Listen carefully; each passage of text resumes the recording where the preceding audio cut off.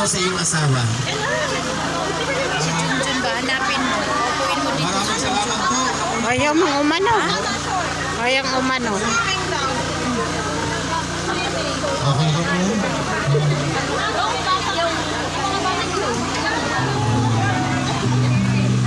Siyempre. Dito pala kakain yung mga bridesmaid tayo. Tura tas ubos. Tura tas ubos. Ang mga bridesmaid dire kumain tayo dos. Magpasalamat ka sa mga bisita natin ngayon. Siyempre, napakahalaga ng araw na ito. At bakit ka masyadong emotional ngayon? Gutom na kawala kami kita. Maon. Jerry, yan. Sige, magpasalamat ka. Happy ka? Masaya ka ngayon? Sobrang saya. Sige, gamitin mo yung microphone. Siyempre. Naya, hilak, hilak. Eh, kailak. Panganay ka ba sa mga anak? Eh, kailak. Naging nanay, tatay. Panganay ka? Taga saan siya? Bon. Tayo. So nakarating ka dito sa Chao, Quezon. Nakakatuwa naman, di ba? Dito ka nakatagpo ng isang magandang dalaga. Bakit ka masaya? Bakit ka naluluha? Hindi mo akalain makakapag-asawa ka. Siyempre, ang pag-aasawa ay surprise yan sa atin.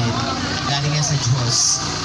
Alam mo nakakatuwa, bibihira ang mga lalaki umiiyak. Ibig sabihin, mahal na mahal ka. Listen, sa totoo ba, listen? Hindi ko alam kung kaya lumuluha ito. Ang daming gastos, ang daming baboy na pinatay. Di ba? Mahal ang pamamasahe. Balita ko, sasakbo daw kayo. Mayroon kayo. Tawa ka mo. Tuta dunga tuta. Masyadong pasakbo.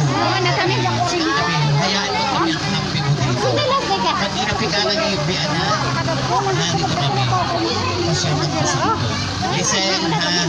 Okay. Sige, masahe ka na. Magpasalamat ka kasi. Sino ang tatay at nanay mo dito? Alin dito?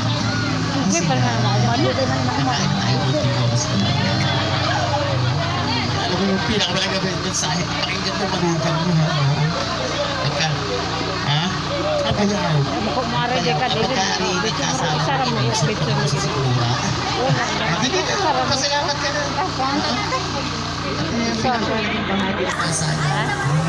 Tawagin mo si Papa Drew doon. Pagkain. Tawagin mo doon na. Ando, likod. Kapuntahan mo doon. Punta ka doon, kakain. Dali na. Ano mensahe mo sa iyong mga magulang?